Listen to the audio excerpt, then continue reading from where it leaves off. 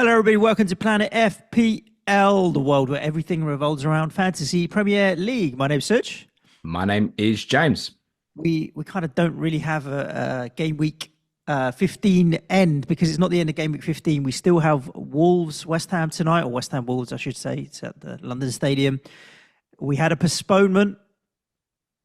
Andy Martin is a soothsayer. He's a man with skills beyond comedy. He can predict the future. It was funny. He dragged out his old tweet from the start of the season, but we did have a weather postponement that I didn't foresee, and thrown the game into a little bit more fun this weekend. Unless you didn't own Salah anyway, because most people on Salah seem to have captain Palmer, and so therefore Salah still did beat Haaland this week. Do you think so? But there's a lot of Palmer captaincies knocking about. I think most went there. Some went, others. I mean, you nearly went Watkins over Palmer captain, didn't you? Well, so nearly. The irony is, though, the news of the postponement forced my hand towards Palmer because obviously effective ownership is something to consider. I thought that if Salah is not going to get captained, more people will captain Cole Palmer, and therefore it makes it even harder to go against the effective ownership. And as a result, where's my camera going? As a result, I can't take that risk this week. On my rank, James, Cole Palmer's effective ownership, there's a white bit and a green bit on live FPL. Yeah. I think the green is around you, right? And the white is overall. No, that's showing ownership. What you might be looking at now is how close he is to price rises or price falls. Okay, well, he says 111.4% and 88.6%. I'm sure that's the effective ownership, James. Okay, might be. I'm not looking at it right now. Yeah, I thought it was going to be. But he was exactly like 100% EO around me, Cole Palmer. Yeah, and he was around 111 around me. But I thought, based on like what Salah has been in previous weeks where it hits 160, 170, I thought he would be more than 150%. So relatively, most people captain Palmer, well, they kind of sort of didn't, did they? Because he's only in and around 100% EO. So I think a lot would have gone to Saka, who has the same, give or take a couple of percentage points, EO around me as Palmer has. And then also, let's not forget that 50% of teams still have the robot. No. It's nowhere near that. So stop looking at FPL's website, mate. Haaland was about 20% EO this week, mate. 42% owned. So how can he be 20% EO? It's dead teams, mate.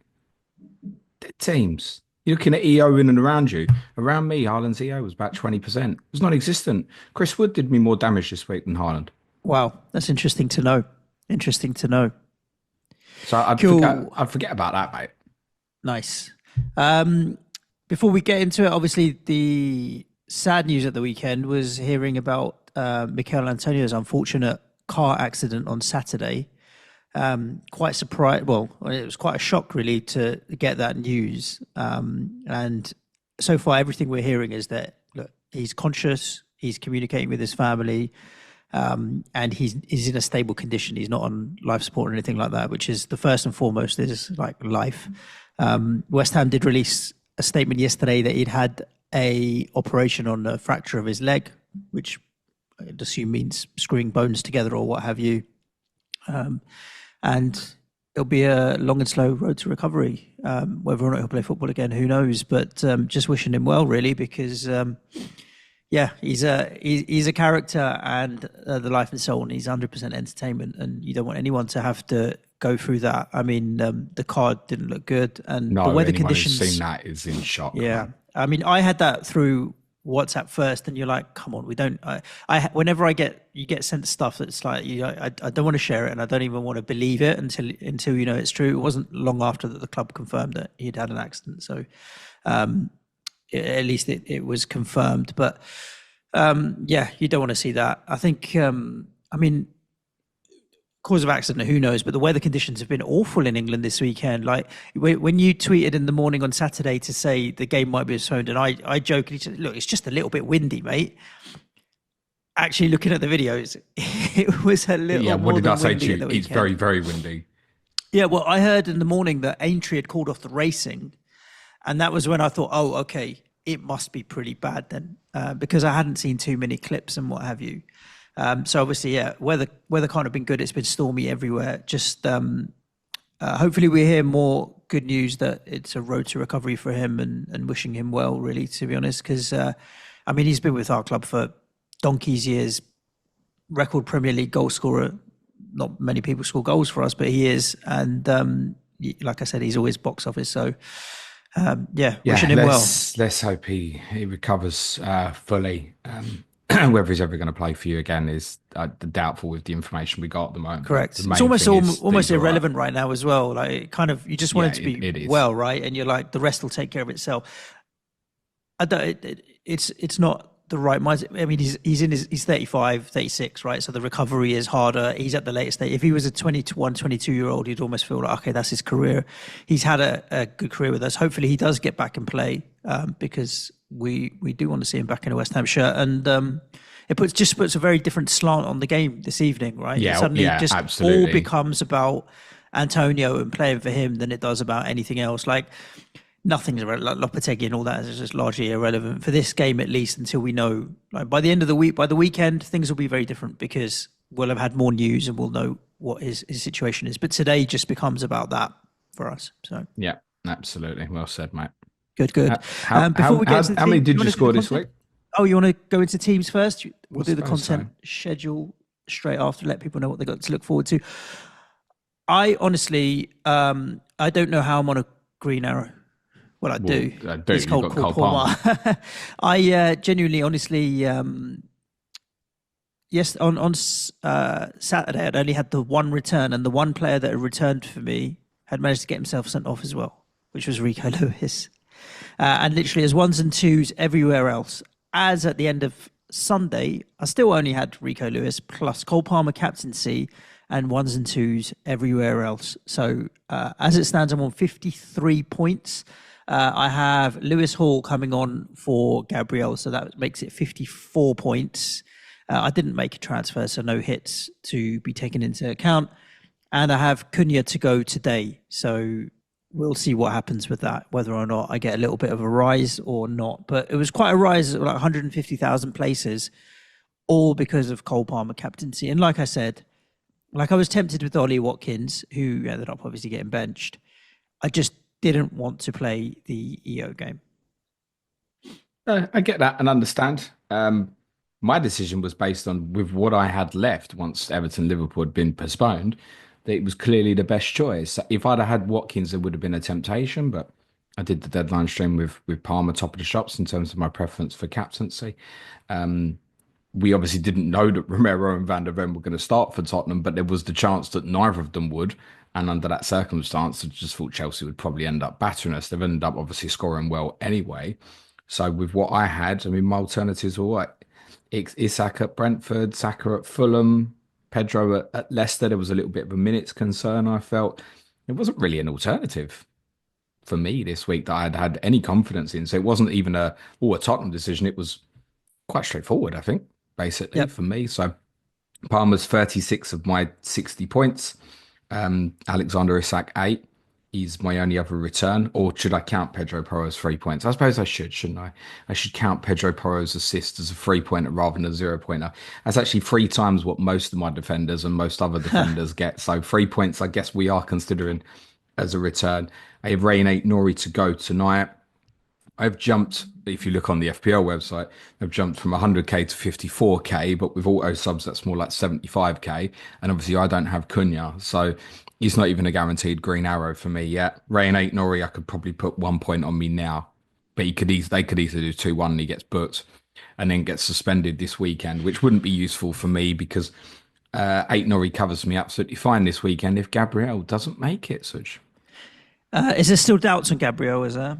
Well, he didn't play yesterday, did he? So Arsenal obviously playing the Champions League on Wednesday, so possibly a little bit more info before then. Had he been taken off, say it was a concussion sub and he had to have a week off, maybe that's it and they're just not fessing up to it. And then he's back and available. I do feel like it was because their game last week was Sunday as well, right? Against you was a Saturday. Oh, was it Saturday? But the protocol's changed now, isn't it? Sorry. Like you need exemptions. Like technically it should be 12 days now, I think. Oh, really? So 12 days would take you up to what, Thursday this week? Yep. So that would obviously, if it is a concussion, you would presume that he would be okay to play for Everton on against Everton on Saturday. Um, I think the club should be coming out and releasing that if it's concussion protocols, personally. But we don't Who know. knows? It could be an injury. We don't know at the moment. So I'm sure we'll get more magic information from Arteta both before and after the Monaco game on Wednesday to enlighten us for Saturday.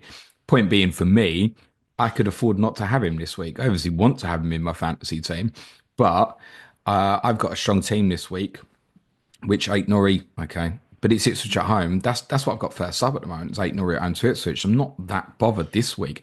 I.e., if he's back for Palace 17, I'm not selling Gabriel. I'm sticking where I am, unless of course Eight Norrie gets suspended tonight. That would then obviously be a pain in my arse. If you're looking at your team this week and it doesn't look like a free hit team, you might be in trouble. You think the fixtures are that good? Well, everybody's team, I think, is going to look pretty good going into Yeah, this week. I have a similar problem to you, and obviously Gabrielle, and my eight Nori equivalent, let's say, is Rico Lewis, who is suspended this week. So Lewis Hall comes straight in for Lewis, which is fine. Leicester at home, it's a come Exactly. fixture for them.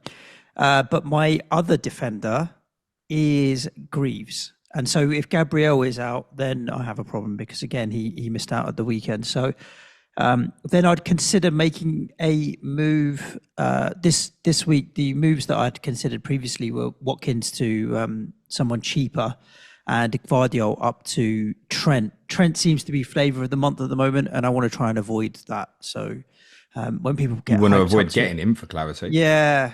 I just this week specifically, I'd rather roll if I can again. So yeah, like you said, I'm set up fine. It's just this defensive issue. So if I get news that Gabriel is fit to play, then I can roll again. If not, then I won't be.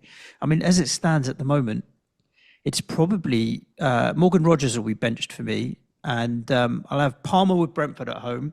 Semenyo's got West Ham at home. Saka's got Everton at home. Salah with Fulham at home. Watkins, Forest away. Ipswich at home for Cunha. Palace at home. They're all home fixtures bar Ollie Watkins, and he's at Nottingham Forest.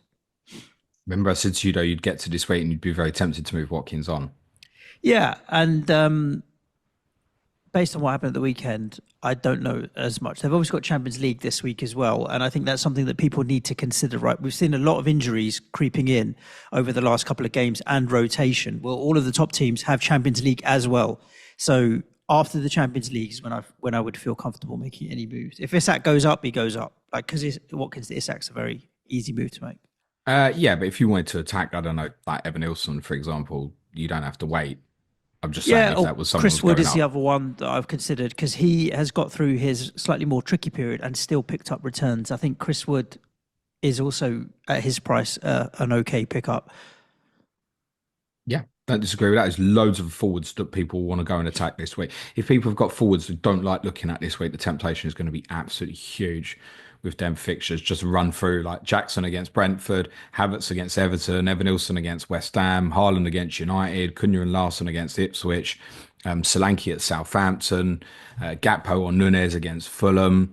Like there's loads. Isak against Leicester, João Pedro against Palace. There's so many to attack from a fixture perspective this week that I think people who have a forward they don't like looking at this week are going to be very tempted by. And of course, because of that as well, it also means there's a period here where I think you can go and attack defensive ones. So if I do have a situation here where Eight Norrie suspended and Gabriel's ruled out, then I think I'm steaming into something. I think probably be timing wise, probably be Chelsea now. Okay. Defensive is, like you said, you're steaming into something. It's the challenge with defense is there's no one I want. Well, I know what I want to do is ideally roll this week to take me up to sort of free transfers. And what I want to do is buy Joachim Anderson for Pedro Porro in game week 17 if Anderson's back. Anderson's 4.2. Fulham then walk into Southampton at home. Decent fixtures bar Chelsea away where I could bench him anyway in game week 18. That opens up the money for me then to get Semenyo up into the 7 million bracket. And that's what I want to do. And if I change my mind on that, then obviously instead I can look at something like Trent. But I Yeah, like you, I think I'm not going that route. I don't think. I just look at it like, what kind of season is it where Ashley Young's the fifth highest scoring defender in the game. Yeah, don't Ola chase Aina, that, fourth people. highest scoring defender in the game. And look at where Alex Iwobi is in terms of scoring midfielders. Yeah, Basically played right back yesterday. this is it, right? I think the thing with this season where you're looking at, I mean, I just think this is probably one of the most seasons where teams have been the most unreliable ever. Other than Liverpool, all of the teams have been what I would consider unreliable. They've all won games that you'd expect them to lose, or lost games that you'd expect them to win. Conceded a lot. Got like look at Newcastle. They were doing so well, then they get derailed against us. Then they've gone good again. Then they get bad again. So unreliable. Manchester City, unreliable. I mean, who in the league would you say has been reliable? Forest, obviously, have been Even okay, Arsenal, exceeding Arsenal, you expectations. can spin your stat either way, can't you? You can either go Yeah. it's two clean sheets in 4, or it's 2 clean sheets in 11. Chelsea You can do that attacking have narrative. been fairly okay. Brighton have been okay, but Brighton again have gone off the boil where they've lost some games that you would or not been able to win at home where you'd think. I suppose Fulham and Bournemouth have probably over exceeded expectations in terms of reliability, but you're not steaming into a lot of their players, you know. I mean, Spurs down to 11th, 11th, 12th, 13th in the table is Tottenham, Newcastle, Manchester United. And all 3 of those teams could still qualify for Champions League this year. It really is yeah. I Stop just feel like laughing. it's For those who don't know, that's because 5th is highly likely to get you in yeah. this year. It's it's the season of lack of reliability. So you pick players and you think, oh, my picks are bad. It's just one of those where one week they do well and one week they don't. I wouldn't mind adding another Arsenal defender. I think the irony that the games that Gabriel's missed in the last couple, suddenly Saliba's scoring goals. Timber scored a goal, didn't he, the other week as well? It's the one We, that you we don't can't does- complain at does that okay. swing, mate. No, not We at all. can't. Gabriel's still ahead of him in points overall for the season. So Yeah, and I noticed Pedro Porro is only about 10 off top scoring defender. And I'm if sure you said most to me, people what's he own him done are this like, season? I have exactly, no yeah. idea. I don't even remember. I mean, okay, there's a 14-pointer in there, isn't there? So It kind of gives you an idea of where ideally you should focus your transfers, right? It's generally offensive players. Attacking I areas. also get that's why people want to buy Trent. It's part of that as well. He obviously had a break this week. We'll talk in a sec about Everton, Liverpool, and what might happen to the fixture. Firstly, content this week, just to let you all know. Tomorrow I'm going to do an Ask James stream at 12 o'clock on a Tuesday, James. Yes, that's because I'm going to be in Scotland when I would normally do it on Friday. Wednesday's a Clayton and James show. That'll include coverage of West Ham against Wolves from tonight. 2 Clash of Correspondence for you this week, Thursday and Friday. Chelsea versus Brentford Thursday, Gary Mantle and Tom Med. And Friday, the motorway rivalry, Brighton against Crystal Palace with Sam Murray, Rory McLaughlin-Dowd. Those 2 podcasts be available for our patrons 48 hours in advance on Tuesday and Wednesday, respectively, this week as well. I've got a busy couple of days before I go to Glasgow to watch Tottenham's latest embarrassment right in front of my eyes in a different country this time, Suj. If you want to support the show, it's www.patreon.com/Planet FPL. Our podcast this week include a Q&A today, UCL Fantasy preview tomorrow. You're doing ham and arse this week, Suj, with Clates on indeed. Wednesday. Yep. I've got a quiz for Clates that I'm pre-doing. It'll go out on Thursday. And we've got our Game Week 16 preview for you on Friday as well. If you want to support the show, it's www.patreon.com/Planet FPL.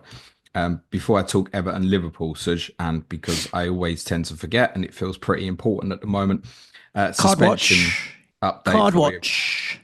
So a few players suspended now for Game Week 16. Calvin Bassey is suspended for Fulham at Liverpool.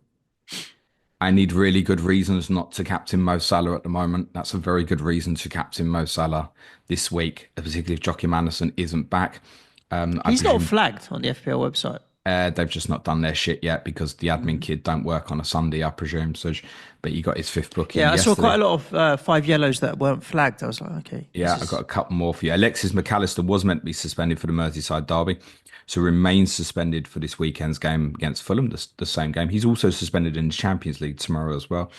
Bubakar Samari suspended for Leicester at Newcastle. Bissouma, what a great tackle that was on Moises Caicedo yesterday. Not only did it kill the game for us, it also means that he's suspended for Southampton this coming Sunday as well. So we've got no number 6 on Sunday at Southampton, bear that in mind. And Pedro Neto will be suspended for Chelsea's game against Brentford on Sunday night. Notable players on 4 yellow cards: Morgan Rogers, Justin Cliver, Jan Paul van Heck. Robert Sanchez is now on 4 yellow cards Yep. somehow. Nicholas Jackson remains on 4 yellow cards. Daniel Munoz of Crystal Palace scored in the last two. He's on 4 yellows. Amari Hutchinson, Leon Delap of Ipswich. Jamie Vardy, two late returns yesterday. He's on 4 yellows. Brian Gravenberch, not a fantasy one, I know, but possibly relevant for whenever that yellow card does come. Bernardo Silva, Harry Maguire, Fabian Schär and Joel Linton. Nico Williams of Nottingham Forest, who might have jumped above Alex Moreno in the pecking order at Nottingham Forest. Adam Armstrong, Mickey van der Ven back, I think. I'm Gone not again. sure. Yeah, we think he's okay. Emerson, Socek, and Paquetá obviously played tonight on 4 yellows. So too, Eight Nori, Toti Gomez, and João Gomez also on 4 yellows going into the Monday night football as well. Everton Liverpool, do you know when it's going to be, Suj? Yeah, game week 36. Game week 33. Game week 36. Could be one of them two. Yeah. It's not impossible, by the way. It's likely to be before that. So the first kind of possible day where this game could be arranged is New Year's Day, which does fall into game week 19. I would suggest that's extremely unlikely. It's extremely unlikely for a number of reasons. One, it's 3 weeks away. We are not in that desperate of a situation to have to rearrange the fixture at this stage. And I think there's a lot that obviously goes into planning for a New Year's Day, the amount of police, staffing you'd need. All those things become quite awkward if it's not kind of planned and known in advance, I would suggest. So the New Year's Day fixture, say like Brentford and Arsenal, has already been known for like well over a month.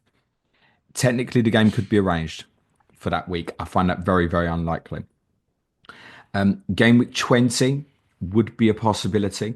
That's the Carabao Cup semi-final first leg. So there's a midweek there available if Liverpool lose to Southampton in their Carabao Cup quarter-final, which is next midweek.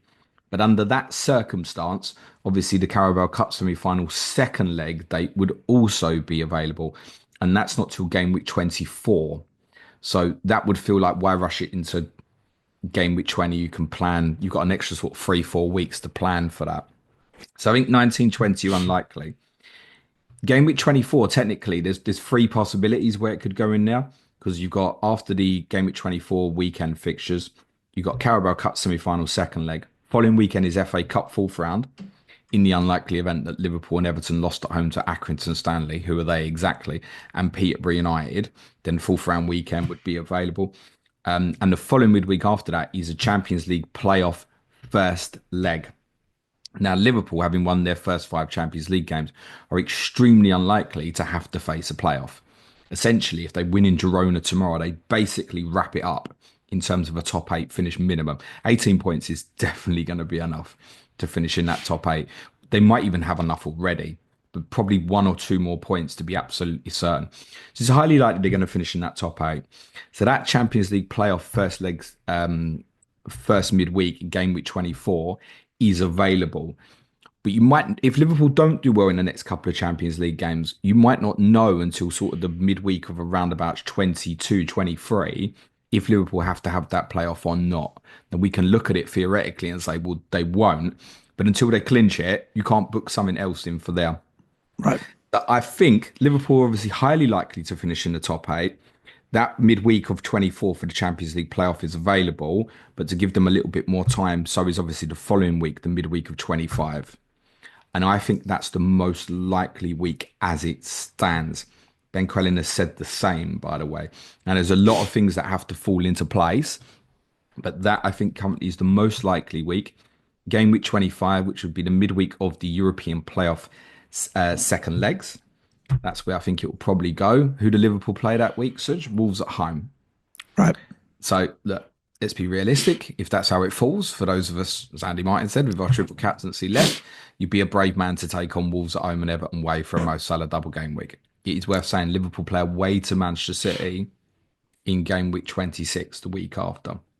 In terms of other possible dates, game week 27, if both teams are out of the FA Cup. Game week 29 also, if both teams are out of the FA Cup. And then there's the available midweeks currently for game weeks 33, 36, 37. But I think also the reasons it will be earlier is kind of twofold. One, not to have Liverpool lingering with a game in hand for 3 months. get it played if you can. And also, if Liverpool do progress in the Carabao Cup, they could obviously lose another game in game week 29. So, but you won't know that kind of at the point that you want to arrange this if Liverpool beat Southampton in the quarterfinals. So I think 24-25 is really the most likely scenario here. And just because of a little bit more timing, I think 25 is the most likely as it stands. If it was me in the Premier League, I wouldn't care about like other fixtures. I'd be just looking for the story, James. Is there a possibility if we hold on till game week 33 or game week 36 that the Merseyside Derby could clinch Liverpool the title if they win and relegate Everton if they lose? That would be a game to watch. So I want it to be played as late as possible, just in case that scenario could happen. Do you remember what happened last year? And right, it was like, Liverpool, mate. It was like we kept saying, don't advise that. And then I had some information that suggested to me that that's what they were going to do. And I was like, I don't like that. And it was that they went with game week 34 or whatever it was. Again, I can't see that it would be played in 36 or 37. 33 maybe. But I think it's more likely, again, particularly even more so, if Liverpool progress in the Carabao Cup. You can't really leave too many dates there at the end. Right. Considering obviously in the Champions League as well, you could end up in a situation where they lose games for Carabao Cup final, and obviously the FA Cup semi-final as well, and then you're potentially short of a week at the end. So if Liverpool progress in the Carabao Cup, as long as they don't finish outside the top 8 in the Champions League, it probably really should be 24 or 25, I think. Okie dokie. Let's rattle through some of the games from the weekend. We've got 8 to get through. First up, Aston Villa 1, Southampton 0. No Ollie Watkins. But rested for sure. It was a big shock, I think, because I'd been kind of banging the drum for weeks on end saying my concern about Watkins. Don't want to buy him because he might miss one of these two. But also, I kept saying, I want to know that if Salah isn't in the team at Everton at 12:30, that I've got a captaincy alternative. And I may have ended up going down that route because I think if I'd have bought him in, I might have felt, I need the justification psychologically to put the armband on. If I'd have bought him in, say, for midweek against Brentford. Unfortunately, Tottenham's defensive issues probably meant I wouldn't have done that. But it was a shock, right? Because he played 65 minutes in midweek, came off early. The fact that he was subbed, Me and Clates went on Friday with that. Well, we assume he's fine then. There's probably not anything to worry about. But we had the same situation with Jackson from the previous situation where he'd been subbed off after 70. So you're like, okay, Jackson will. And then Nkunku did play. So these managers, they're just trying to do us the dirty. I think with the Jackson and Nkunku one, you understood that a bit more. I mean, like Nkunku's come on for Jackson yesterday as well, so you kind of understand that one a little bit more. All season and scoring goals. Like that was his 5th league goal or 6th league goal, wasn't it? Yeah, but 65 minutes felt a bit. It was like a bit too early, wasn't it? It was like, okay, he thinks the game's won at 3-1. He's gonna make sure he's available for the weekend. So yeah, look, it was a real shock. And Villa obviously rotated players defensively as well. So it wasn't, we kind of predicted Luca Dean wouldn't start. There's a few will have gone down that route and they've had 2 decent home games where he's not started now. This is compounded by the fact that obviously they did keep a clean sheet in this one as well. If you went for Matty Cash because he'd returned recently out the team, it was Consa, Carlos Torres, Maatsen obviously in the back line. Morgan Rogers did play again. So almost every minute, every game, isn't he? But he is. You have that suspicion it will come to an end at some point. But it will because he's going to get a 5th yellow card, mate. Well, that's true, probably. Leon Bailey picked up a hamstring injury at the weekend, so that's probably another one they're without, and they're without Jacob Ramsey for a few more weeks as well. So I think Rodgers keeps playing, but the fixtures look a bit tougher now for Villa. Forest away, City at home, Newcastle away. I think the time to buy has gone. Really, and you probably if you've got time Villa to sell assets, really now, isn't it? Yeah, not necessarily. Rogers sits because a lot of people have picked him up at 5 million. I think people kind of flip how they feel about Rogers, basically depending on how he's done in the last game. So last Wednesday it was like, yeah, actually he probably is the best one at that value. Now people this week are looking at, Enzo Fernandez is returning 5 in a row and got their kind of eyes available for it. And I think particularly people who have not chosen the Jackson path, I completely understand why they're looking at Enzo Fernandez. So yeah, it kind of depends on Rodgers on his last return, how people feel about him. I probably got him sub for most forthcoming weeks. Yeah, I had that same thing as well. It's a bit, sometimes you think, am I leaving too much on the bench? But you've got to look back at his price. It's like, I've got a Villa attacking asset. on my bench, or you look at it as I've got a 5 million midfielder on my bench. If you bought Enzo Fernandez, you'd be in a similar situation where you're looking at it thinking, how can I bench a Chelsea midfielder every week? But he'll be inevitably be your cheapest midfielder, and sometimes will. So would you not think to go from Semenyo to Fernandez to give you even more money, or you don't need it? Is that your kind of attitude on that? If I needed it, like I was trying to force Trent in, I'd be going all the way down to Diblin, I think. I just wouldn't want Okay. to cut. I've already said, like, if I have to buy a defender this week, it's probably Chelsea. And I've got Jackson and Palmer, so that's Enzo Fernandez out for me under that circumstance. So I don't really want to cut myself off that. So if I was downgrading from Semenyo or Rogers, I'm going all the way down to Diblin, I think. Well, talking to Southampton, any other assets of interest? I guess none really, because looking at them sitting right bottom of the table. I mean, their manager Russell Martin.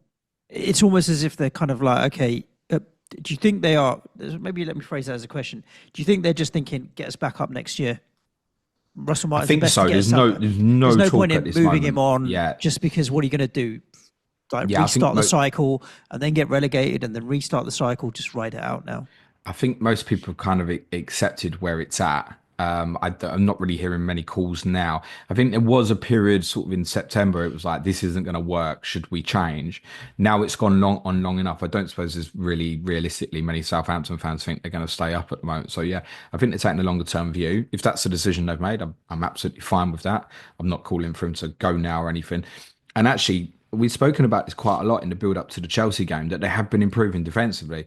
Like Southampton losing, obviously losing is not good, but losing 1-0 at Villa is respectable. And there have Yeah, been games like this. It's only really the latter period of the Liverpool game, and then obviously Chelsea was a Chelsea. madness in midweek. But arguably, those have been the two best teams in the league. That's what the table says at the moment, right? So that's kind of fair enough. In other games, they've been putting up a pretty good fight, and they're going to give my team a problem on Sunday. With Yeah, Tottenham this doing is the other Thursday, thing, Sunday right? again. No, Tottenham having no number six. As bad as Southampton have been, I think it's an interesting game this weekend for your team. It's not going to be easy. I do think you'll win, but This would not be a terrible week to start dibbling, but I do think because of the fixtures, most people probably won't end up in that but situation. But it's probably worth noting, like if you're sitting there thinking, "Oh, I want to attack Solanke now," that's not really the one for me, right? I think, no, yeah, it's Southampton, then it's Liverpool. And I think there are others with better fixtures to go and attack. And I think we just should have a little bit of an awareness that Southampton defensively are getting a little bit better, I think. And the Chelsea game last week feels more like an anomaly when you compare it to other games, basically since that night they lost at Bournemouth. But offensively, you don't fancy them. no, not at all. They I had think a lot they of the scored ball 11 goals again. this season. Yeah, Yeah, that's the 11 goals all definite season. one. Less than a goal, like 11 goals in 15 games. You're not going to get anywhere. If you've got defensive assets playing against them, then I think you should play. So, for example, I'm looking at this week going, Porro, oh, we ain't keeping a clean sheet, are we? But we might in this one. Maybe being away from home will help us as well a little bit because we can't keep a clean sheet as home as seen again yesterday. So am I playing like Porro at Southampton or 8-0 against Ipswich? I've got to play Porro, and I. Yep, you do. You can't not play them against Southampton. Let's talk about Brentford 4, Newcastle 2. Looking at the kind of XG and the big chances, it was 3 each. And the XG wasn't off the charts. 1.2 for Brentford, 1.46 for Newcastle. Ends in a 4-2 to Brentford. I watched all this, Suj. Nice. I jumped Sounds. to It plane. feels like a I jumped entertaining to enough plane game, or to. not really? I jumped to plane to a different part of Portugal to watch it legally. Oh, Newcastle were the better we'll, side. we'll we'll have a chat about that another time. Did you know there was a massive crackdown last week on these dodgy boxes and illegal streaming? Like massive. I would say 60 to 70% of people I know people who also know people who have these dodgy boxes, because I don't know them. I just I know didn't people who use a know dodgy people. box. I don't have a dodgy box thing. I'm I flew just to saying, Portugal. I know 60, 70% of people's dodgy boxes went down over the last week because there's been a massive crackdown on this streaming nonsense. But you did manage to watch it, yeah? Yeah, I watched all of it. Good. Clear as well. No buffering, no nothing. What, Pretty at good. 6 p.m. on Sky Recap or something? No, because that's when I watched Crystal Palace against Man City. So Okay, fair play. it worked out pretty well. No, I was in the mood to try and chase to see if I could find a 3 o'clock game with the 12:30 being postponed. I had the time to do it, so I did so. Newcastle were good in the first half, and I think key kind of moment was Isak had a brilliant chance to put Newcastle in front to make We it went round the 2-1. keeper. Ah, what's he doing? Bad Such a finishing. chance. Once he put Flecken on the floor, you thought he scored. And he just kind of left it a little bit too close to his body, and Flecken did quite well to recover and get hold of it. That felt like a big moment. Not long afterwards, Wissa scored. And that's a reality on that first half as well, right? Mbeumo and Wissa both scored absolutely cracking goals. Newcastle, like with that Isak chance, had missed a really good chance. They should have been in front really at half time. I thought they played all right. Then I think in the second half, the legs kicked in a little bit. I think we've seen a lot of that over this weekend, like the kind of the legs kicking in off the base of you played 3 days ago. I'm not Yeah. excusing anyone. I'm just saying Newcastle put a lot into the game Wednesday night against Liverpool, and I think really tired in that second half. They've also done things like obviously not play Anthony Gordon in this particular game, but Longstaff in for Tonali as well.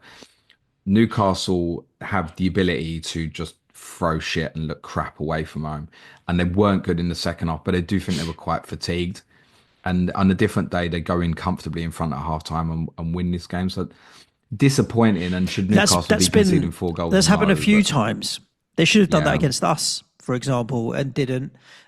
Not so much against Crystal Palace, but that is it. Explain to me. Okay, there was only one clean. There's only been one clean sheet all weekend. That was Emi Martinez. So to get 3 points out of Mark Flecken, I can't take that. The usual. How does my goalkeeper assist their centre back to score a goal? So he's got as many attacking returns as clean sheets now, Mark Flecken. Amazing. Is that what you want from your goalkeeper? I Like, don't congratulations. know. All I You know can is that choose for I can't. yourself All I whether know you is like that if that I or don't like move, that. as soon as I move, he's going to get something. So I'm not moving. Um, I think it's Oh move wait, in. Chelsea next. Maybe I am.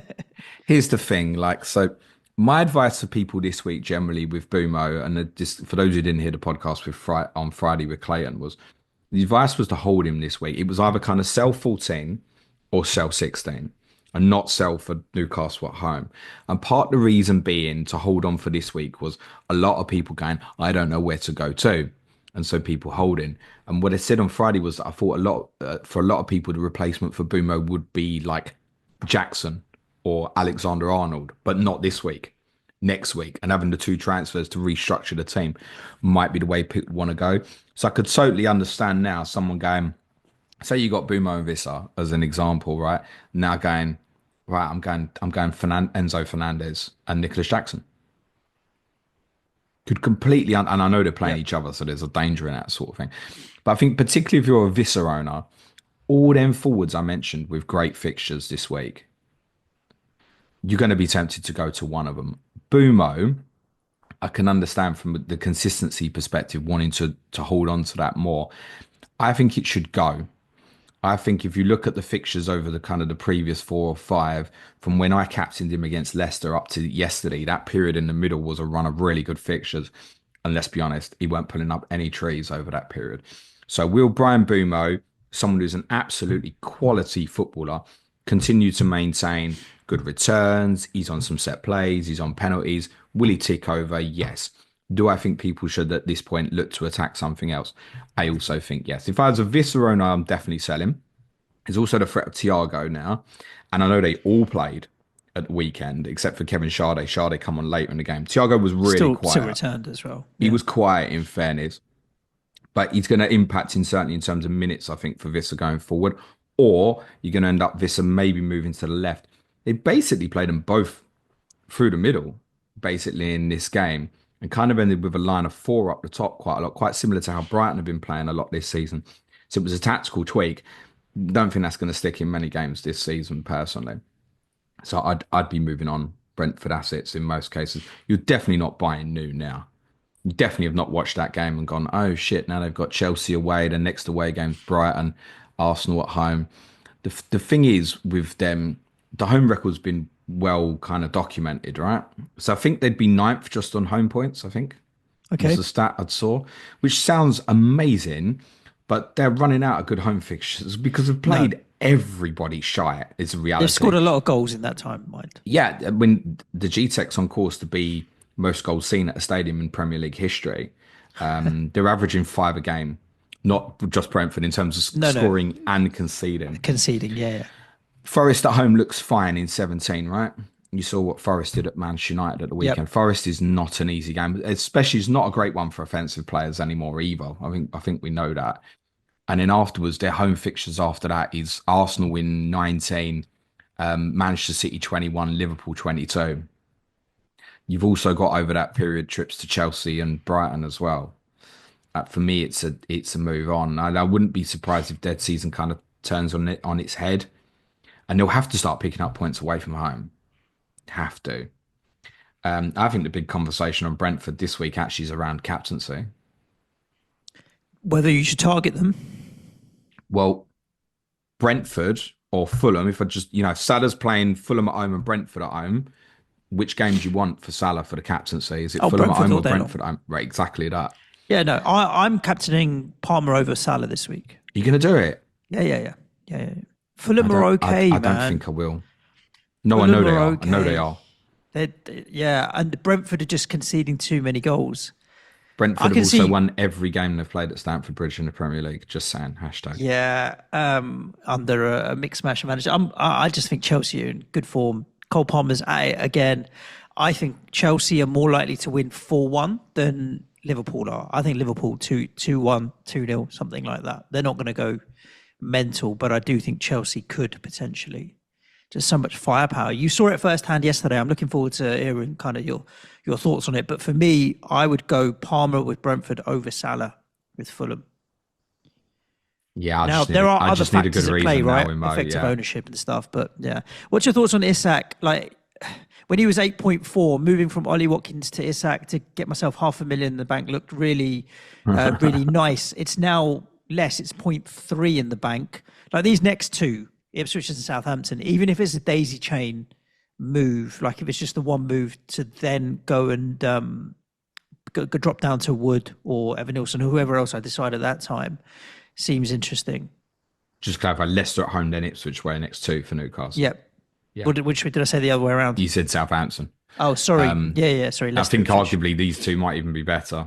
And We'll then, talk to about be honest, then Ipswich in I'd a bit. probably maybe move him on for Villa, United, Spurs. I would, if I'm sitting there with Watkins and I haven't got Isak, I'm very much looking at that transfer, I think.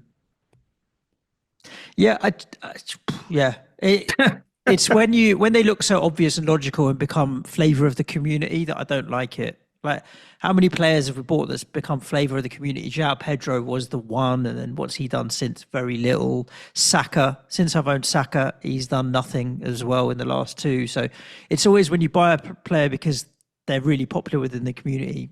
More often than not, sometimes it ends up being. So don't buy, That's where I think Trent don't is. buy what's popular in the community. Buy whoever you want. And I'm telling you that if I was sitting there with Ollie Watkins and not Alexander Isak this week, I would want to be doing that. That's it. I don't care what anyone else is doing. That's Yeah. the situation I you're in. also don't like short-term moves on players like daisy chaining, but these next two look But so good. I don't think it is with Isak. So I think if you look at the 3 games, which kind of makes the ticker look more difficult, Villa at home, right, it's fine. Okay. United away, it's fine. Tottenham away.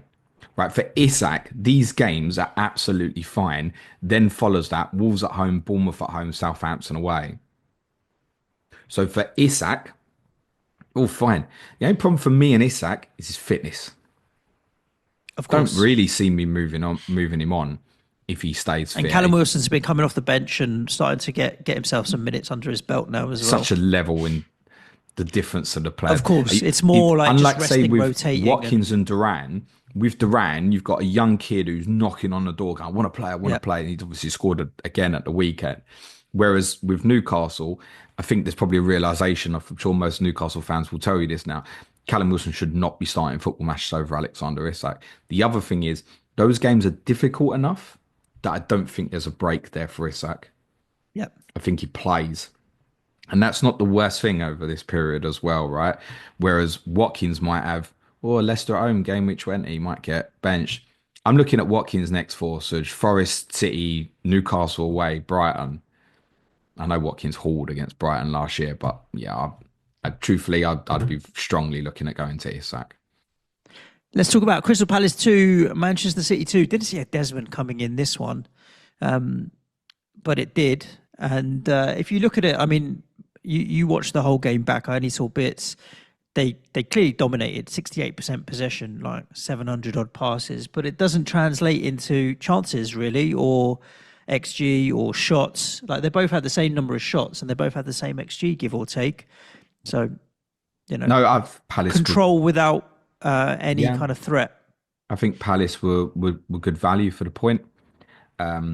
Strong defensively, got opened up once, which Rico Lewis takes the goal absolutely brilliantly. Haaland scores a fantastic headed goal. When he gets up like that, there's very little you can do about that. Interesting that the cross comes in from Nunes, and I think actually, although Nunes is not like your typical wide player, when Nunes shifted it back onto his right foot, you could watch Haaland's little feet going like he thinks it's coming over. I think that's a major difference for him. Otherwise, he was pretty quiet. I know he had the chance before that Henderson kind of saved with his face. He was pretty quiet, really, Haaland. City, okay. I've seen plenty worse from City recently, but the problems defensively certainly are there without a doubt. They've got opened up by a Will Hughes through ball, which the wing back Daniel Munoz scores. Ortega should arguably do better than that. People know my thoughts on Ederson's an FPL asset. If people are wondering, yes, the same applies to Ortega, by the way. And Cole Walker on Lacroix's goal is, I mean, for an experienced player, I can't really explain what that is in terms of like a man-to-man marking on a corner. I can't explain it. Yep. He just stands there next to him, just watches him jump and score. Sleep him. Basic errors. Good result for Palace. They've got difficult fixtures coming up. I do think there's a period sort of around about 19 or 21 when we can come back and have another look at Palace and people like Mark Gay, I think in Mateta, Eze. Yeah, Munoz seems to be popular just because of obviously 2 goals in 2 weeks. But maybe. I mean, I started the season with him and there was just the 1 week where I got a clean sheet out of it. It was in Man United, I think, where it was an unexpected clean sheet for Palace, and they didn't deserve it. I'm trying to remember what the fixture was. But other than that, he was a constant pain in the arse. Because at 5 million, which he's now 4.9. The thing is as well, like it was Man United, the home game. Brighton away is not the worst fixture this week. But unless we have things like Gabriel injured and stuff, like I think for many you would own, you'd be benching him this week. People like Aït-Nouri, Lewis Hall, Porro, they'd all be getting played ahead of him this week, surely, with some of them fixtures knocking about. So if Gabriel's out, am I going, oh, I'm going to go Munoz for Brighton away and Arsenal at home? I'm not. I mean, to be honest, if Gabriel's ruled out, and I mentioned about going to Chelsea, but if it's a serious problem, which we don't think it is, I'm just going to Timber probably, or Saliba or Ona is a reality. Yep. So, no, not on radar. There's a period to come back and look for Palace, like I said, sort of 1921. I don't think it's now. For City, this really good run for them is approaching.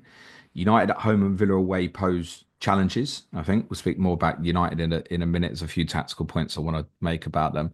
Then this is well documented run that kind of begins with Everton at home in game week 18. Back-to-back starts for Kevin De Bruyne will be interesting for many. My kind of take on that at the moment would be that I'd rather find £1 million more for Bukayo Saka currently. And I'd definitely rather find £1.5 million more for Cole Palmer without much doubt. What's De Bruyne now? He actually went up in price, didn't he? 9.5 to 9.5. Yeah, he's his starting price again.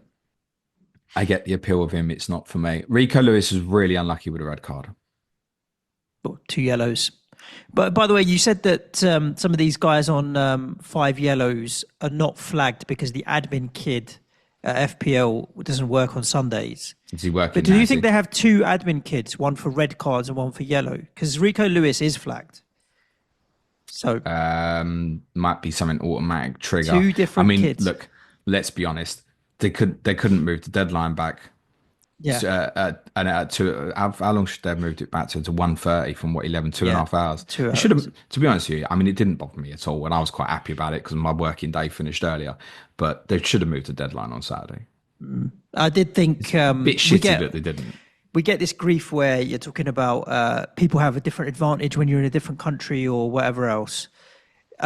Look, things with team leaks and stuff is a little bit subjective. Sometimes leaks are inaccurate, but something like this where you've got a postponement, I do get the point where it seems a bit Yeah, she harsh. moved If to it could have that. helped people, totally. Yeah, to be honest, just for them as well, it's giving their clients, if you will, an extra 2.5 hours to use their site in the build up. Like it's good for them and their clicks and all that as well. I don't understand. Whatever. So Lewis played left back and he was moving into some very interesting advanced positions. City, I think, particularly because Palace obviously were kind of in a back five off the ball, were really trying to function like a 3-1-6 build up shape. So pushing kind of Lewis into second inwards. So you'd have like a Nunes and Lewis, then De Bruyne, then Haaland, um, then who was on the right? It wasn't Bernardo Silva, Silva in that shape, and then Savinho to the far right as a kind of a line of Yeah. six. That's what they wanted to get to. The problem was that left Gundogan exposed again. So when there was turnovers, they looked like they was in real trouble in and around that area as per usual. And with Vardiol, changed again, right? So Vardiol played left-sided centre back. Had to, no Aki, no Akanji, didn't get forward at all. Whereas in the Forest game, he was going into those zones that kind of Lewis was going to in Yep. this one. So there might be something there in left back moving into kind of left 10 positions because we have seen it in the last two. But I also think that's against Palace and Forest, they're two sides you would really, and I know City will dominate most games for possession, but you really expect them to kind of dominate on territory as well. They might be a little bit more streetwise to the counter-attacking abilities of teams like United and Villa in the next two, so it might not stick. I think if you're a Lewis owner, it's a sell probably. You've got an excuse now. It's just a pain in the ass every week, Suj, you know? No, well, I tell you why. Because if Because the he's good plan, value if he plays. I get it. no, if the plan is Trent, then I don't have the money to go from Lewis to Trent, and I do have the money to go Gvardiol to Trent. So it depends what the longer term plan is. Like there are players in and around. Like I could get from Lewis to Munoz or something along those lines, but it's I'd only do it if it was something that I was going to play regularly and was a long term move. Like to say temporarily, I wanted to hold Gabriel. But this is a good example for you, right? I've got Gabriel and I've got Rico Lewis. If I had enough money to get, say, Gabriel's ruled out and I want to get Timber, if I had the money to go from Lewis to Timber rather than Gabriel to Timber, I would do that. And then Gabriel comes back in whenever he's fit, and I've got double Arsenal defence rather than single Arsenal defence. But that I would need more money than I have, even if I did Watkins to Isak. So, yeah, it's a tricky one. It depends whether it's a long-term move or you're just done with him and you want to get rid of him, which I can understand that people are in that mindset as well. United Forest. Yeah, indeed. Didn't see this coming either, to be honest with you. Although maybe we should have 3-2. I think Ruben Amorim definitely knows now the scale of the job that he has at Manchester United. The honeymoon period is over. It is. I don't think we should be surprised. We even said it on Friday, me and Clay. It's like, look, there's going to be some games here where you expect them to win comfortably and they'll get beat. And I think Amram has said that himself, right? So I think it's not maybe not a bad thing for United fans to just have a little bit of reality. You don't want to get beat. I get that. No, but I mean But just that calm expectations a that bit. team for me is I don't know what there is if there's such a thing as close to first choice, but I think that back three is probably their three best centre backs. You've got Dallo and Diallo playing as wing backs. Now Diallo is definitely popular with. He's been shining Amorim. light so far. Yeah, he's got under assists in Amorim. the last 4 or 5 games now. So Mainu and Ugarte, I'd say, was the best two holders out of there over Casemiro and Ericsson. Bruno Fernandes plays. Hoyland's their main striker. You could argue on Garnacho or Rashford or whoever you want to put in that. But it's strong enough that it should be winning games of football. I would say it's pretty close to first choice. Yeah, you're not far off. I kind of want to pick out a few individual bits here. Firstly, Ugarte, it's not fantasy relevant, but thought he had a disaster period in the second half. Now, I'm going to forgive it because he played the majority of the game at Arsenal in midweek. And it might have been that he was really fatigued, really struggled. It looked like a fish out of water in periods in that second half. And I think that's concerning because you'd think he's the go-to one, kind of having played under Amrin before. I'm just going to mark that as a one-off for now. But I thought actually his second, when he was on the pitch in the second half, was concerning. Lisandro Martinez was awful. I don't know if I've seen him play worse. It was really bad. And for me, I look at him of all the defenders they've got, and I think that back three surely is so suitable for him. And actually, I went searching for a few opinions from United fans on him after the game. There was a lot saying actually he shouldn't be in the team at the moment. And I was pretty staggered to hear that sort of opinion, actually. But something to bear in mind because he's one we kind of constantly referenced and went, well, he's a bit shit, it's a bit boring, but that's probably the go-to one if you want to stick a United defender in. Maguire, I think in the back three is probably a better option for them than Dalit. Okay. That I don't need to say anything more about Dalit on that. Lenny Yoro, first game, fine, young boy, he'll cement his place longer term. Don't doubt that. I think at the moment, in terms of balance, we're probably better off having Matswari somewhere in that back three. Anana had the sort of game that Anana drops every now and then.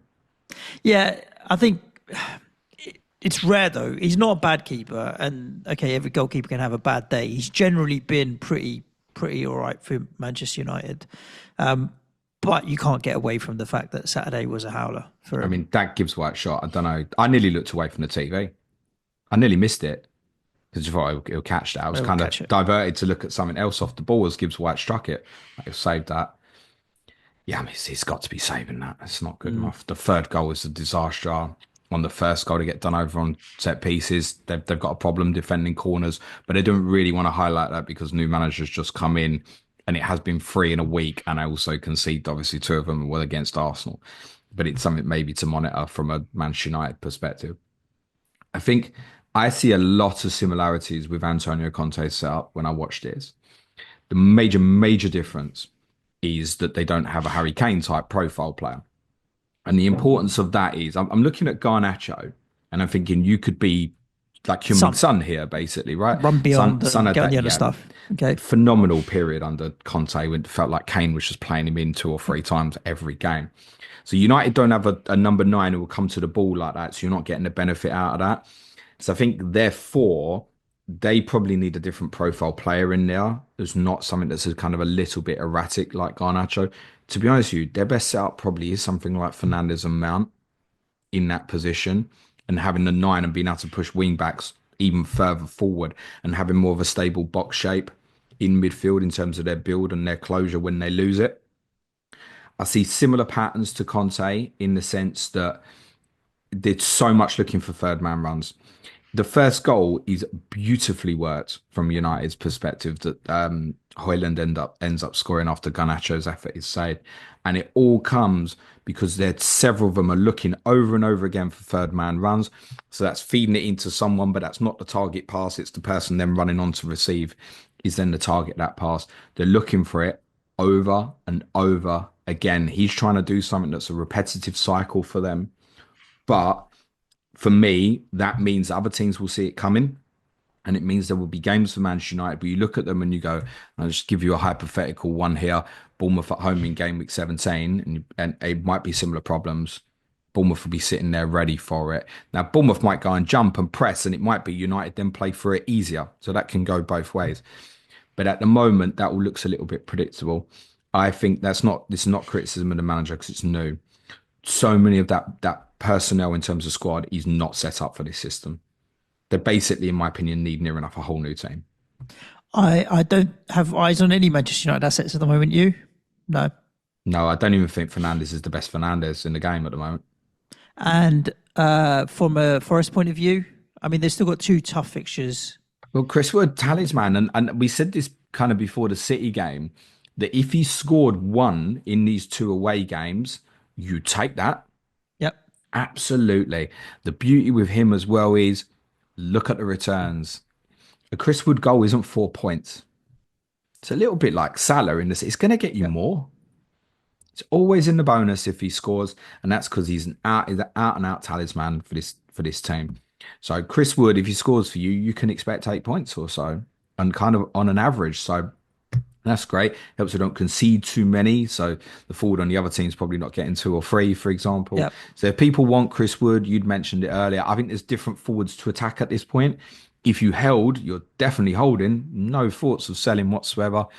From his perspective, it's a brilliant headed goal. He should have scored at City as well. He missed a brilliant one-on-one chance at 1-0 in that game. Otherwise, no, I wouldn't be looking at Forest at the moment. I think the next three, Villa at home, Brentford away, Tottenham at home, pose enough challenges that you probably don't want to dive into one of the defensive ones. Again, if you're on Sells, Murillo, Milenkovic obviously scored, Aina, absolutely fine. If you're on Alex Moreno, you're a bit nervous, I think, because Williams has started two of the last three. But Williams is obviously suspended this week. Is that right? Williams is suspended this week. Did I say You did that? say that No, he's earlier. not. He's on four yellows. Alex Moreno is ineligible this week because obviously he's on loan from Aston Villa. So Right. Williams will play again this week. So if you're a Moreno owner, that's the one you probably had. Shit, I've picked the wrong one. Hindsight, admittedly. Otherwise, I think what you've got Forest wise, you'd probably keep in the likes of Gibbs White is obviously goal and assist, really good return. I don't think you're looking at the moment. No. Let's talk about these Saturday games. Sorry, Sunday games, I should say. Sorry. Fulham won, Arsenal won. We shouldn't be overly surprised, really, that Fulham have managed to get something out of this, though. Arsenal did have the bigger chances. I mean, they had four. Fulham didn't create much at all. I mean, they had XG of 0.16 Fulham, so you could look at it and say they didn't really create anything of significance. And Arsenal racked up over two, but goals matter. And in the end, it's 1-1 and dropped points for the Gunners, James. Yeah, disappointing result for Arsenal. I said that I thought this would be the toughest game that they had this month, and I'm not surprised on the bits that I've watched of Fulham Racing. Really difficult team to beat. It's worth saying Arsenal defended very well in the game. I mean, Fulham basically scored from near enough their only chance. Would they have two shots, Fulham? No. Let me Yeah, two confirm for shots. you. Pereira was the other one in the second half, the Two kind of breakaway. shots. That's Two it, shots, yeah. yeah. Um, Magnificent goal from Jimenez. That is absolutely brilliant forward play, considering he's not the quickest as well. Ball gets lumped up in the air and he reacts quickest to chest it down. Then spins off, offers a run down the channel, drags Kivior out far enough. As soon as he drags Kivior out, the space between Kivior and Saliba is big enough. He goes back in on the inside of him and covers his run off, so he's got the angle when the ball's played through from Ken Tete. It's brilliant forward play. Then he gets there and you think, you ain't got much angle to shoot, and Saliba's coming at you and he strikes through it beautifully pure. It's such a really good goal from Raul Jimenez. If anyone was concerned that Muniz might have nicked his place after Thursday night, I think that's kind of put to bed. Jimenez will be in the team against Liverpool. That said, I know Clates has got. Clates was looking at him as kind of a rotational to leave him out. Ironically, he's ended up coming in and scored for him this week, the lucky bugger. And it's helped him to another really good green arrow. He's up to about 20k, this prick. He doesn't even know what he's doing, Suj, honestly. Clates, hope you're well, mate. I presume he's not intended to start him at Liverpool again this week. But again, if you have been on, I think there are other players that are going to tempt you this week. But he's a perfectly reasonable one to hold.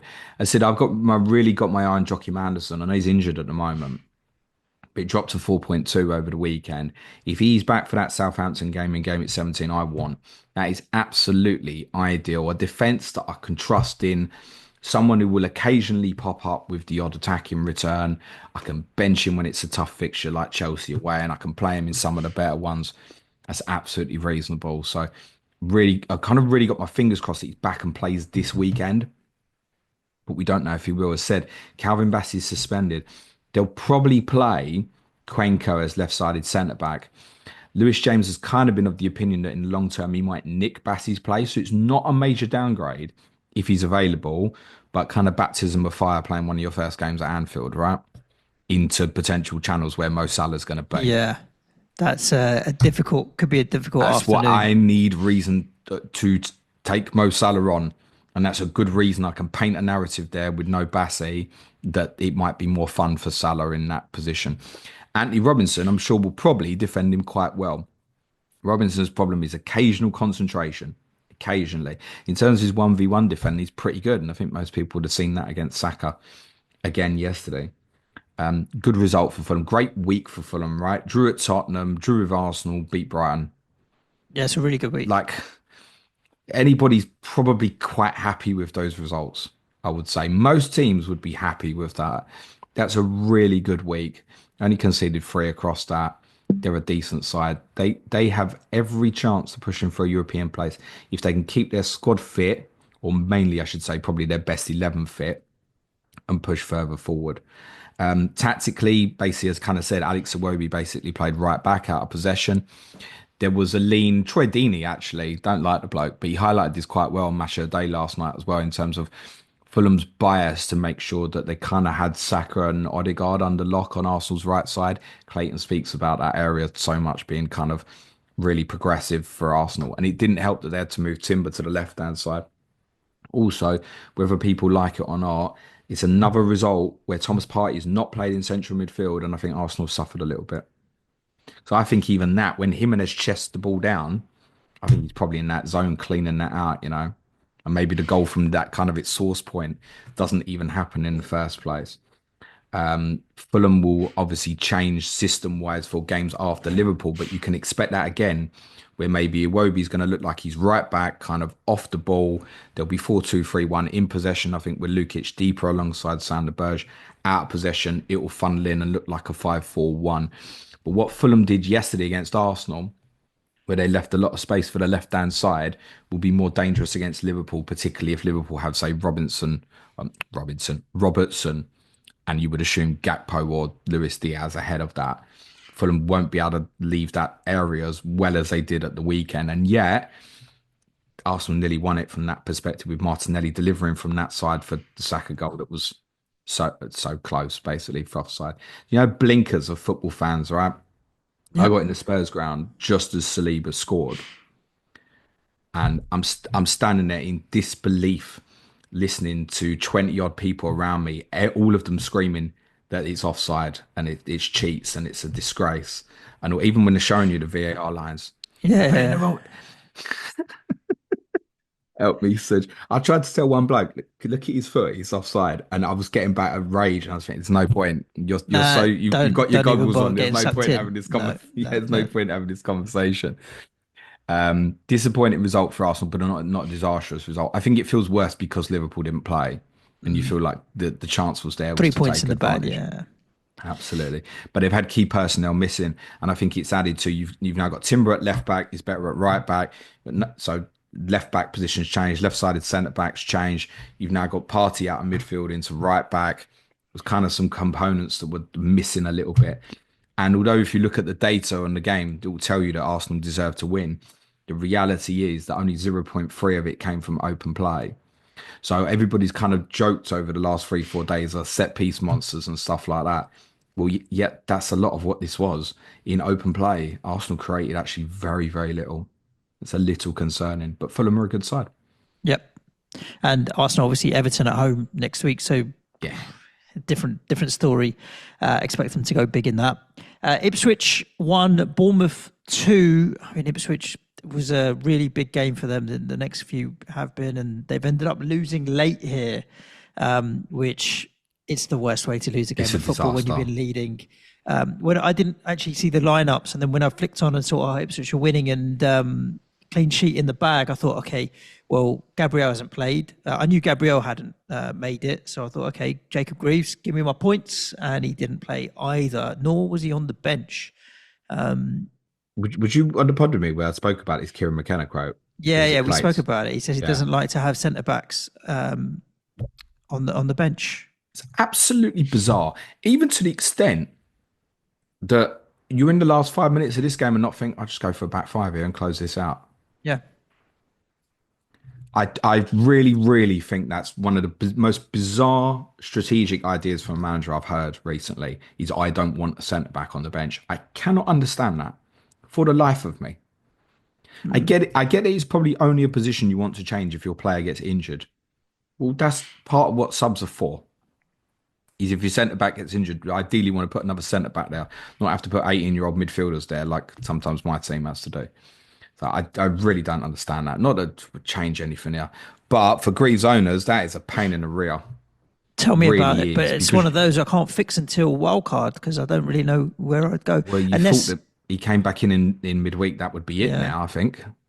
Well, let's see. It's not a problem I'm solving this week, and you never know. He could just as easily come back in. Bournemouth, however, you can't say they didn't deserve it. I mean, they racked up a monster XG, 3.28, five big chances. Yeah, by the end, but I know, and But it I've is not a 90-minute I game, or I've not 96 seen minute much game, I should I've say. not seen much of this one, and similar goes for Leicester Brighton. But I know that Neil Grover said on our Slack, our Bournemouth correspondent, he said Ipswich were mad unlucky. He said that Bournemouth didn't deserve it. So a lot of that XG has come massive at the end. And Dango Otaru and me and Clates laughed at in terms of his 0.78 XGI against Tottenham off the bench in midweek has given one for the analytical crowd to say, yeah, see, it comes because he's obviously ended up with the assist here and the winner very late on as well. So it's a devastating result for Ipswich. Um, Bournemouth, in terms of their assets, same problems, right? So Clivert, 63 minutes again. Can't be having that really. Even though he's a threat, looked like he played well again, could have returned again. With that in mind, you're happy you went Semenyo, right? Nope. I knew that was the answer coming. I knew that was the answer coming. No, no, Frustration. Again, I'm he's not another happy with that player. at Put all, him in the mate. That's box with Saka and Pedro that I bought that have done nothing since I've bought them. that's West Ham at home this week on move, I think. The thing is though, the fixtures, I mean, you look at the next three at home, it's West Ham at home, Palace at home, Everton at home. It's good. You know, if I end up getting stuck and I hold him, like it's fine. He was bought kind of with that in mind, knowing it could stay up to sort of game week 21. But yeah, I have eyes on moving that and up, not down. Now is my plan. That's where Joachim Anderson kind of comes into this as well. The For idea me, I have in my head is to get to Jota. I just think he's like quite low down on my list of problems, which is why he might end up staying. Like, yes, he hasn't returned in the last two, but since he's come back from his suspension, but it's just as easy that he could in any given week. I don't think he's a problem that I need to solve. And the thing is, as soon as you sell him, you know what's going to happen, don't you?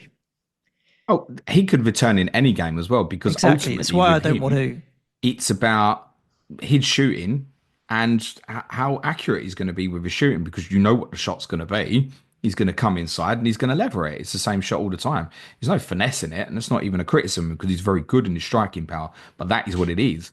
You are relying on that strike to be head over the ball and strike cleanly at goal. And if he hits the bottom corner, he'll score. So it could be any game, any time. But yeah, I mean, the fact that he didn't concern me on Thursday spoke to me because everybody who plays against Tottenham concerns me. So he didn't, and they were good as well. So I wasn't like, oh, Bournemouth were shit. Bournemouth were good, deserved to win. He didn't concern me specifically in the game, and that kind of has stuck with me already. So yeah, I'd be happy to move him on, but yeah, I'm not West Ham at home this week. Thank you. I'm not in a rush to like get rid of that. Um, I mean, I could even bench him this week, but what am I benching for? Eight Nori? No, I'm playing Semenyo, aren't I? Yeah, indeed. Leicester 2, Brighton 2, another Desmond at the weekend. I mean, frustrating from Brighton point of view to lose, have him Massively. leading all the way to the last 5 minutes. Another late, well, I say another late comeback, late goals similar to the Bournemouth game. I don't even know who still owns Jamie Vardy, but it does feel like 2016, 2017 still. No returns for Pedro, though. No, he had a decent effort in the first half. I wasn't overly confident about him going into this week anyway, because I thought it was a little bit of a minutes concern. There's a few good fixtures to go. Plus, I mean, I'm up so far in his value now. People are buying him still. So it's a good fixture this week, Palace at home. So no concern from that perspective. There'll be others who invest in the likes of Mitoma, etc. And you can still do so. But I think if you do invest in Brighton now, you are looking in more of a shorter term mindset when you look at Window, things like yeah. Villa away and then Arsenal at home in 1920 and then United away 22. There's a few fixtures there that will feel maybe a little bit uncomfortable. If you're investing defensively now, Dunk played over Julio. So I think now, I said going into this one, we needed one more game of kind of information. I was a bit nervous even about Van Heck. So I think we've probably gone back to Van Heck and Dunk. being the first choice now. That doesn't mean they can't get rotated, but that's probably what it will be now. Tarek Lamptey scored from right back. It sounds like he played quite well. They played the system very differently to how they played it at Fulham, with the two fullbacks kind of pushing really high, giving Brighton a lot of their width during the game. But I wouldn't be interested in Lampsey because I think Veltman could take over that at any point. His Stupinan will have caught the eye. Feels a little bit expensive at the moment, particularly again when the Villa and Arsenal games come around. I think you'd be thinking, oh, I don't really want to play that. So personally, Brighton not on radar for me now. Neither are Leicester. It's a great result for Leicester, but I mean, Brighton have thrown this away. I think at the point that Jamie Vardy has the shot to make it 2-1, I think Leicester's XG was under 0.4 at that point. So, like, Brighton had been really comfortable. It made a few changes, and the equalising goal was just an absolute car crash. But how good is that for Vardy not to shoot an Mm. assist? Even when I'm watching it and I know he's got the assist for the equaliser, I'm thinking goalkeeper's going to save this, and that's how he's got the FPL assist. Now, what a timing of a pass that is for Deco-Dova-Reid. Absolutely brilliant for him to do that at that age, at that point, still be on the pitch, etc.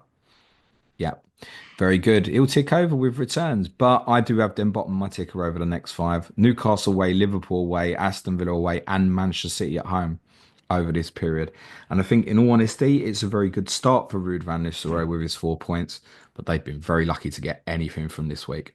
That's Yeah, the you're right. reality. You're absolutely right. They could have easily lost. I mean, I was bit surprised that they outpossessioned Brighton. Looking at the stats, I mean, 55 versus 45.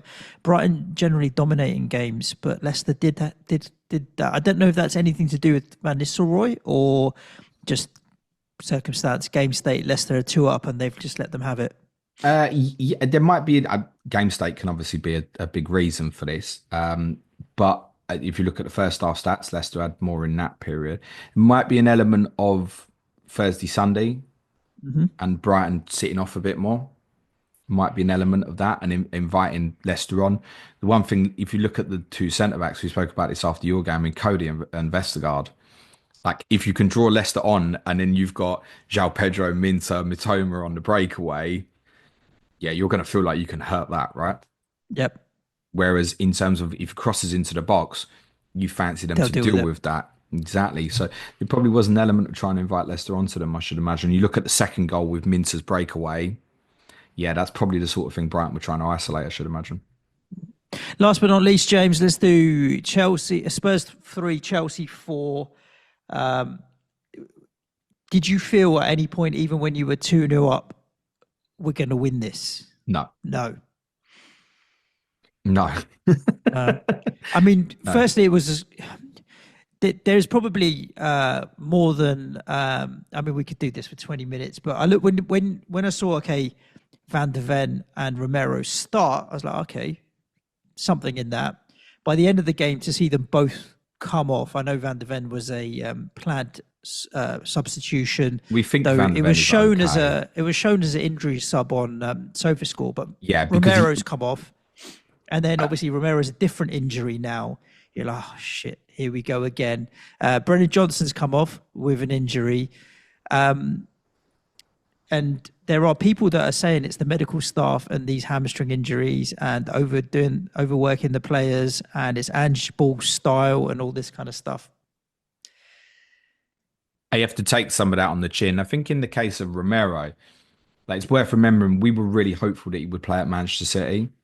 That was 2 weeks ago. So it's just been a case with this toe injury, of it being okay and ready to play, basically. So the fact that he's done a thigh muscle injury is completely unrelated to the problems that he's had.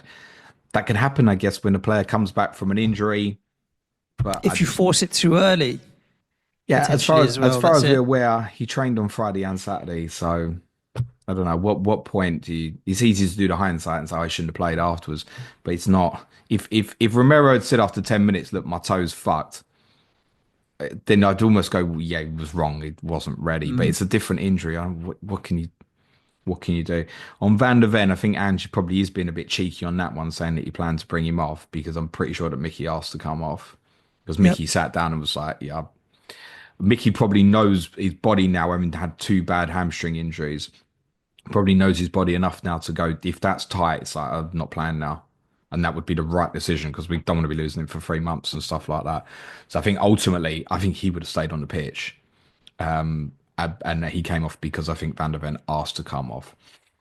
So, okay, hindsight, when I saw the team drop, it gave me confidence, right? Same for Mm. everybody. You think, oh, I was expecting Dragishin and Gray today.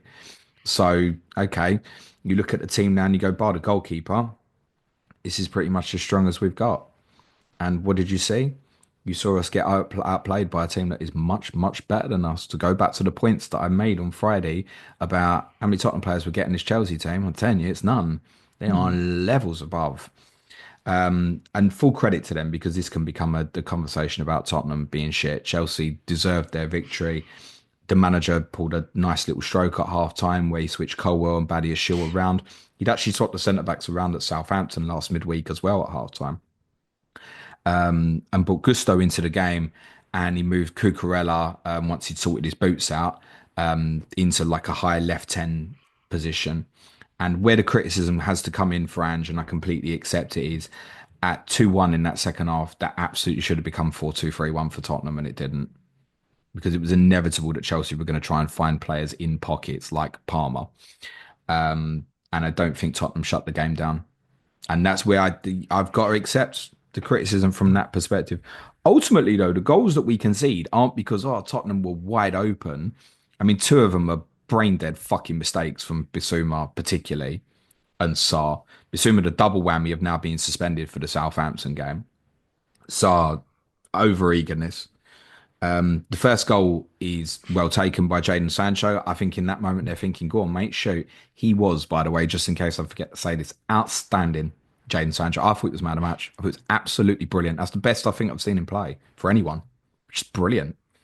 And the third goal is there's three, four people around Cole Palmer and no one can get a tackle in. It's not like we got sliced open on the counter attack. Do you know what I mean? The goals we actually conceded weren't like because of Ange ball. No, It weren't. but there was because of bad defending, though. Yeah. What does that come down to? Individual problems. It Well, doesn't help as well psychologically. You can imagine the atmosphere in the ground having gone 2-0 up inside 10 minutes. Romero van der Ven's back. All our problems are solved. And I'm not saying that the game would have been any different if Romero had stayed on, but we go 2-0 up and Romero goes off. And it just sucked the life out of the ground. Sancho scored like 2, 3 minutes after that. The whole ground knew what was coming afterwards. I made the same argument about West Ham at Leicester with the goals that we conceded versus Lopetegui. It's not it's individual errors where we're making stupid defensive decisions. It's the players that sometimes make them, not necessarily structurally or the tactics. When it's repetitive, though, it can become a little bit of a problem. Like now, people on Spurs assets, you've got Solanke, right? You got Southampton this week. If you're on a Spurs asset, you've got to play it. If you got Porro, you got Solanke, you got Johnson, you got to play it. We got a game first on Thursday. Okay. Yeah. Yeah, But well, we need to get through that first. Reality is, yes, if you are on Porro, or Solanke or Johnson, then yes, to probably hold for this. I mean, particularly Brennan Johnson is the one. I keep saying this. I think it's probably just a hold anyway. He came off due to illness, by the way. yeah, he said he wasn't feeling well at half Another time. criticism of Ange that I'd happily openly say is I don't know at that point why James Maddison is not coming on rather than Timo Werner. Stop wasting my time, honestly. He's so feeble. We're so weak. Look at the fourth goal. And this might not be clear on the TV, but I sit on the opposite side to where the TV is. And Heung-min Son, I would use the word bottled the challenge that then Chelsea in kind of like the corner flag for then Chelsea to break up the pitch. That's my captain. How many times I have to scream about this leadership problem?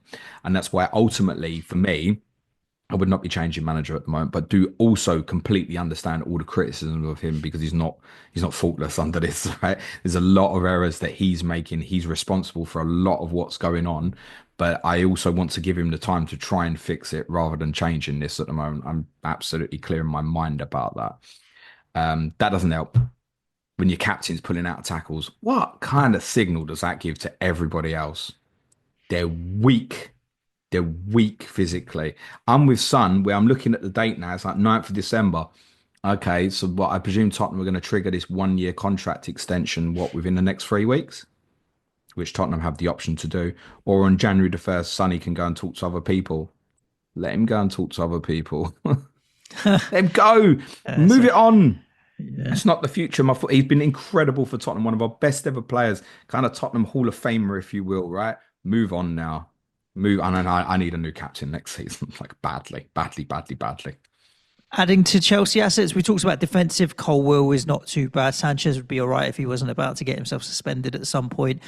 Enzo Fernandez is definitely being talked about now as potential.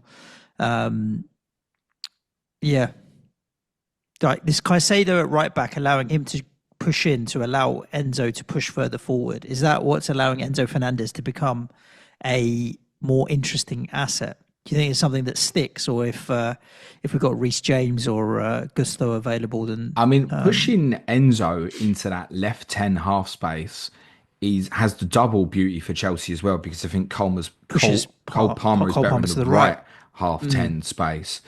So that's where it works perfectly. And I also get the actual will and the want to have Casado and Lavia both in the team.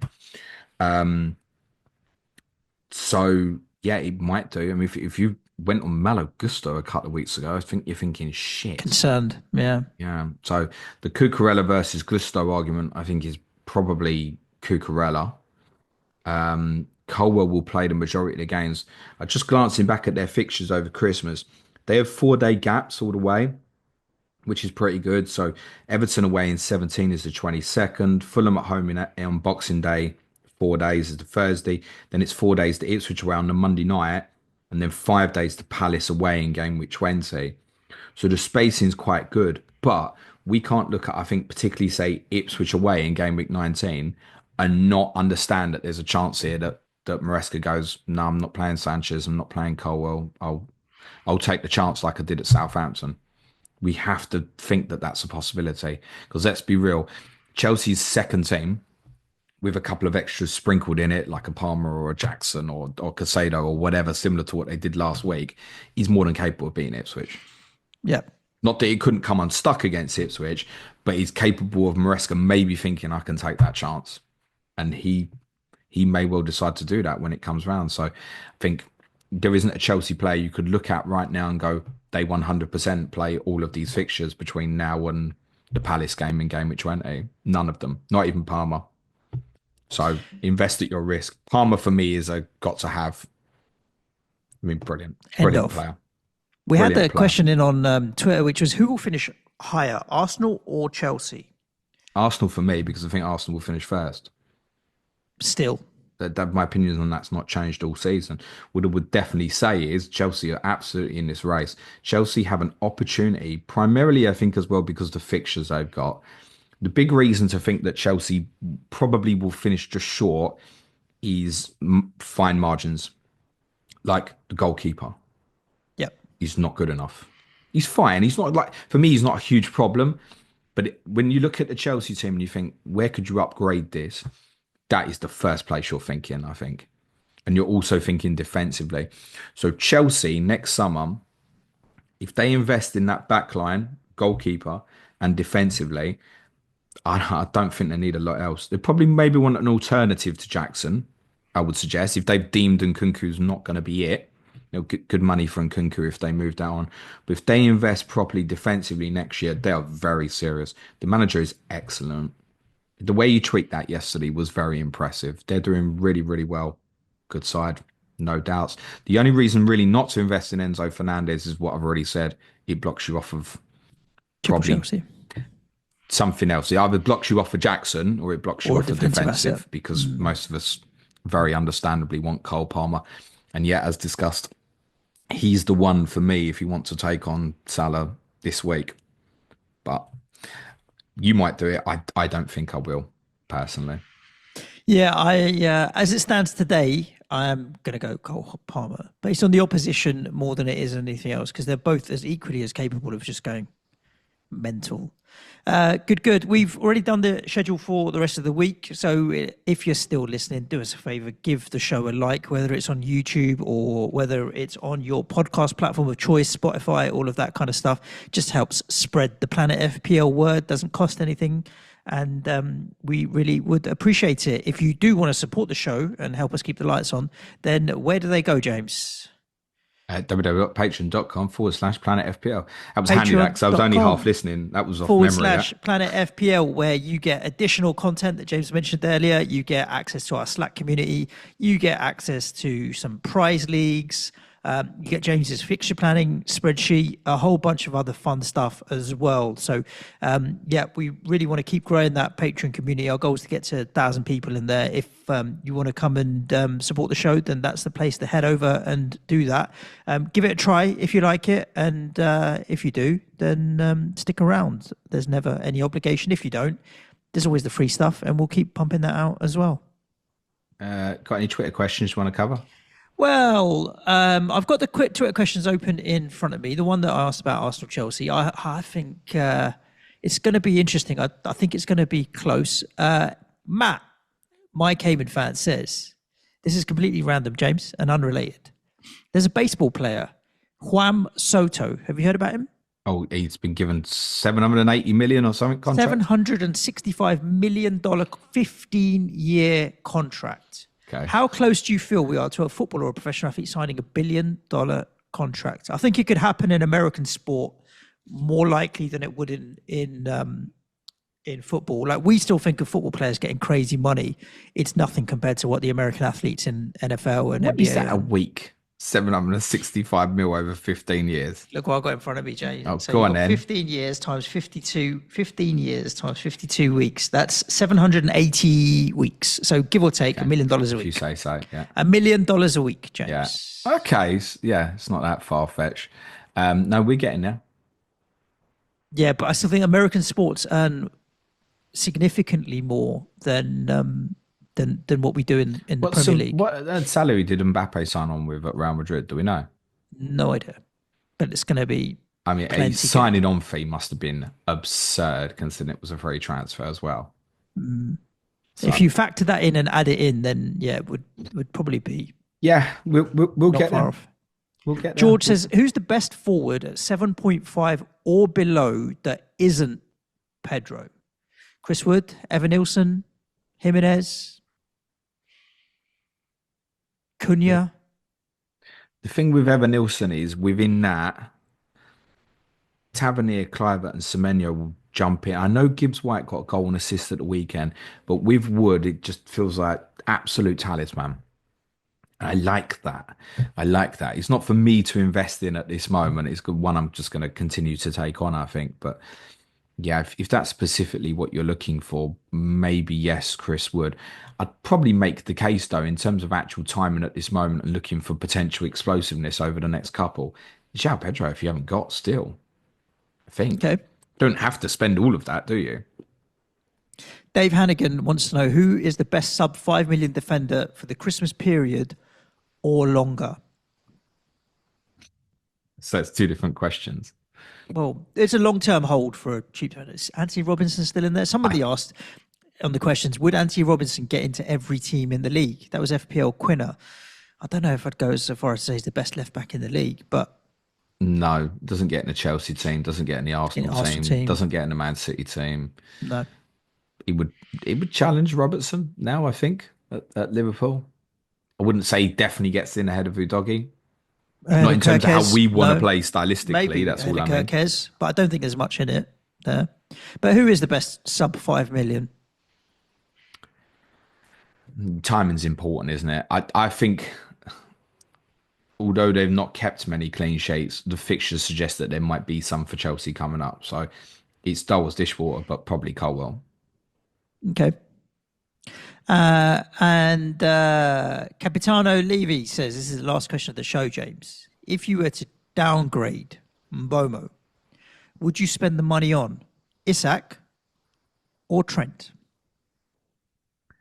Isak. Yeah, I think I'm with you on that as well. I think He's got 2 really good fixtures coming up. If you don't like it, there's plenty of places you can move off. Not that there isn't places you can move off with Trent. He's the most expensive defender in the game, but they're just all uninspiring. Like there are just no defenders right now that I want. So whereas strikers, you can move on and think, okay, well, I've had a little go on Isak. There's plenty of other players that I can have some fun with. Defensively, it's just dull as dishwater at the moment. There's something in that as well, because there'll definitely be people this week who have got 3 or 4 defensive problems. And I like you have my sympathy, but you could easily have something like, couldn't you? Like Gabriel, you're not sure. Lewis suspended, Jacobs Greaves. You've got all 3 of them, haven't you? Mm-hmm. But also don't want to put too much time investing into that, because it's not worthwhile investing that at the moment. It's better off moving the money further up the pitch and chasing things there rather than chasing clean sheets, because chasing them's tough, right? I mean, if you'd said to me most likely for a clean sheet this weekend, I'd arguably said to you Manchester United. And Forest well deserved to win. Forest in that opening 15 minutes of the second half, they're all over United. So I've got one from Blue Sky before we finish, Suj. Oh, go on. Yes, I don't use the app enough, so bring it on. This is from FPL Doggy. It says, mate, do you think it's still achievable to chase down an 80-point deficit in the league on the league leader? This is obviously an FPL question, not... Yeah, I was going to say Southampton are 80 points behind Southampton cannot Liverpool. win the Premier League, no. Yes, is my answer to that. Yes. Of course you can.